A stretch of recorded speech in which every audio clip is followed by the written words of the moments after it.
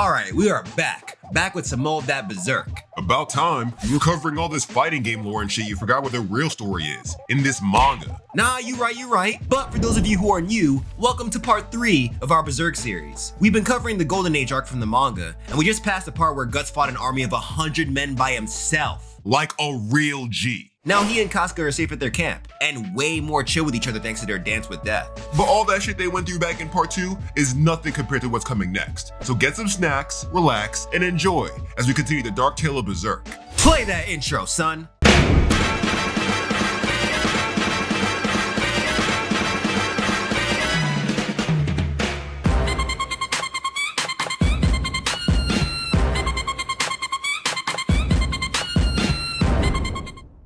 So Guts has just come back from his 1v100 battle. The band is hyped that both he and Big Sis are alive, but Griffith's not here yet, so Casca is kinda sad. Girl wants to see her boo. The doctor who's patching Guts up is like, bro, this is it. Your injuries are too much. You can't continue with the campaign. But Guts is like, shut up, bitch, I'm fine till the end. That night, Guts chills outside alone, thinking. Casca comes up to him with elf dust from judo, is able to accelerate the healing of wounds. He told Casca that he received this from an old friend in a traveling entertainment troupe, and I believe he was hinting at Puck here. If you don't know Puck, he's an elf who follows Guts on his adventures after Griffith screws up his life, but we'll get to that. Anyways, Casca is giving Guts a special healing dust, then all of a sudden Guts gets serious. He tells her that compared to what her and Griffith are doing, what he's doing is nothing. He's just swinging his sword around killing fools. He doesn't really have a dream of his own. Then in a really wholesome moment, Guts starts telling Casca about the dreams of everyone else in the band.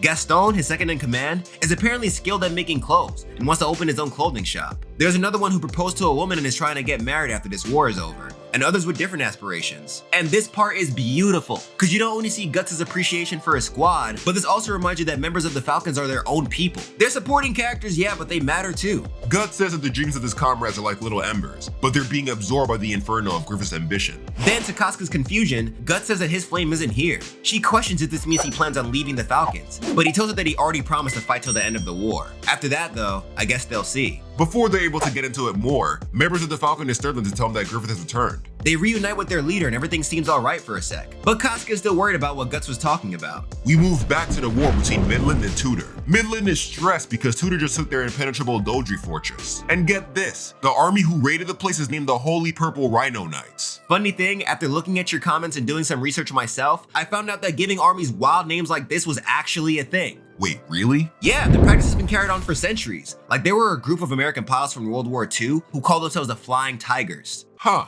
The more you know. So the military leaders of Midland are currently trying to form a plan to take out the Purple Rhinos. While pretty much everyone bitches out, Griffith nonchalantly says, I mean, if the king wants me to, I can take the Falcons and we can get your fortress back. Now everyone is baffled by this, but what do they have to lose? Griffith is offering to save their fortress and take out their arch enemy's strongest army. With just the help of his people, Midland would lose nothing but the Falcons, and most of the nobles never liked them to begin with. But as you guys know, the king of Midland fucks with Griffith. So he looks at the dude like, you did ask my guy? And Griffith is like, my king, did I stutter? So the king recognizes Griffith's gangsta and allows him to take his Falcons and get the job done. Mind you, the Purple Rhinos have over 30,000 soldiers. The band of the Falcon has around 3,000 soldiers. These guys are heavily outnumbered. But the band isn't worried at all. They trust Griffith and know that he's not going to put them in a situation where they would lose. But Casca is feeling a little uneasy about how Griffith may act once he gets in the battlefield. Guts peeps and is like, Casca, you good? Then she tells him some shit. So you guys remember that old man Casca mentioned in her backstory that Griffith had sex with for money?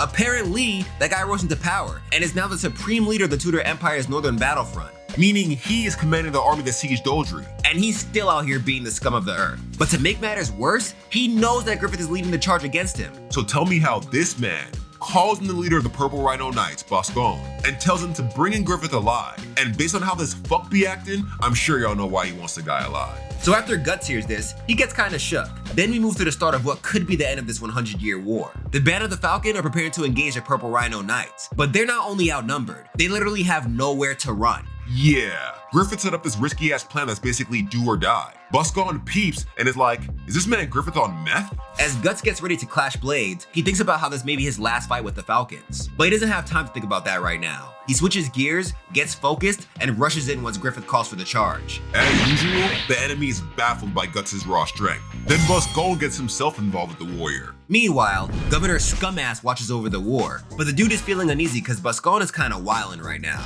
He's afraid the guy might screw up and kill Griffith. Griffith. So he gets his armor and decides to head to the battlefield himself to personally command the army. This man is really out here trying to get Griffith's cheeks. Yeah, this dude is pressed, bro. So back on the battlefield, Griffith initiates his plan, and the Falcons retreat. Boscan, being a man of war, notices that this move is mad sus, so he stays back. But then the gross-ass commander rolls up on the battlefield and is like, Boscan, you just gonna let that beautiful man run away like that? Purple Rhino Knights, I am now commanding this army. Y'all better take your asses, chase after them Falcons, and bring back Griffith alive. Whoever brings me that man will get a big-ass bonus. So inspired by a possible raise, the army pushes forward, even though Boscan thinks his plan is stupid. Back to the Falcons, they retreat to the river. Then with it behind them, Griffith rallies his comrades, telling them that they must lay down their lives and fight for their survival. My man is sounding a lot like Erwin right now. But over at the Doldrey Fortress, something else is going on. Casca is leading a small unit of Falcons into the place to take it over from the inside, but she has one problem. Y'all remember Adon? That bastard didn't die yet. He's chilling at the Doldrey Fortress too, and when he sees Casca, he gets tight. He confronts her with his army,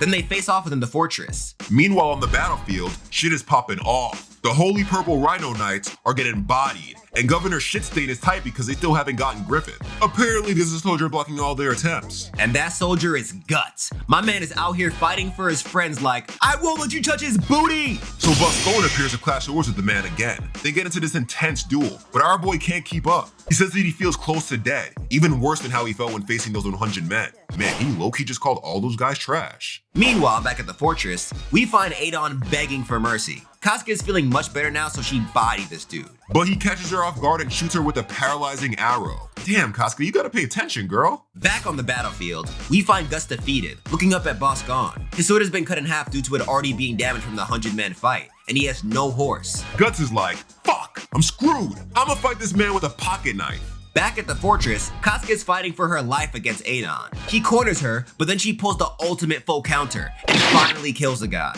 Now they can take the fortress, but things are still looking pretty grim on the battlefield.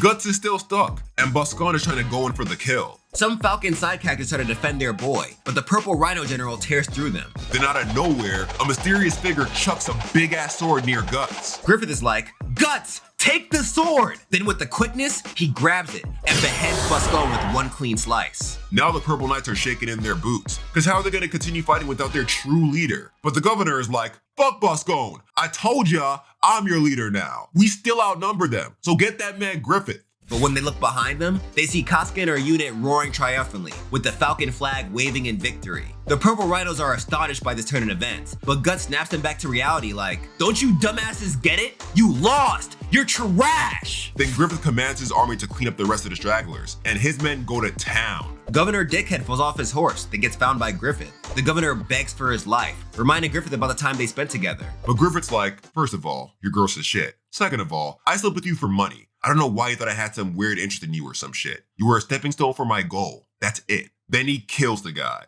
All according to Captain Erwin's plan. Facts. During the aftermath of the battle, Guts finds Casca and checks up on her. They share a nice moment thinking about how much effort it took to get here. Then he takes her to see Griffith. Then from far, far away, it's revealed the person who threw the sword that saved Guts' life was Nosferatu Zod. He says to himself that the eclipse will soon come, and the demon advent approaches. Then he disappears into the fog of war. Ooh, sounds like we're getting closer to the Griffith nonsense. So with the battle for Doldrey over, we move back to Midland, only to find a bunch of hating-ass nobles plotting some shit. The nobles agree that Griffith has made it far in Midland, but they don't like the idea of this peasant continuing to gain relevance within the kingdom. Since he defeated the Purple Rhino Knights, the king plans on making Griffith a general, and officially giving the Falcons the White title. This would put them on the same level as the most renowned armies in the kingdom. These nobles really don't want that though, so they plan to poison Griffith during their victory party. But Griffith just saved Midland. How are they gonna get away with killing the hero of the century? Easy. They have the Queen of Midland on their side. Now you're probably wondering, how does the king fuck with Griffith when the queen doesn't? Well, it's because the queen doesn't fuck with the king. She calls him a good ruler, but a terrible husband. He never showed her the same type of love he showed his first late wife, so she cheated on him with Julius. But my girl thought that it was just lust. She didn't actually care for the guy, she just wanted some dick. Or that's what she thought. After Griffith killed Julius, she realized she actually loved the man, and she's like 98% sure Griffith killed him, so now she's using this whole plan to avenge her dead lover. The day of the banquet soon arrives, and the nobles are gearing up to carry out their plan. But something they didn't expect happens. That same sleazy bastard who convinced Julius to try and kill Griffith gets a letter from a soldier, and this letter shakes the guy to his core. His fellow nobles ask if he's good, but he plays it off then dips. This brings us to the victory banquet. The band of the Falcon rolls up to the party looking fresh, and everyone is hyped to see them. Nobles rush in asking all these questions about the war, and while some of the Falcons enjoy the attention, Guts doesn't. He leaves to get away from all the noise, but then Casca comes and drags him back to the party. And Guts is like, damn girl, you looking dumb nice. They leave to go chat it up for a sec, and Guts asks why she's not trying to dance with Griffith. She looks way better than all those random noble girls fiending for his attention. But Casca's nervous. She hasn't danced in years and she's not trying to embarrass herself. Then she asks Guts what he's doing in a place like this. She didn't take him for one who liked parties. And Guts tells her that he wants to see everything for himself. He joined the Falcons 3 years ago, and now it finally feels like they've reached their goal. But before they're able to talk more, the king appears to give a speech. He congratulates the Falcons for their victory. Then he promotes them all to noble status, dubbing them the new White Phoenix Knights. And Griffith, as their leader, is named the White Phoenix General.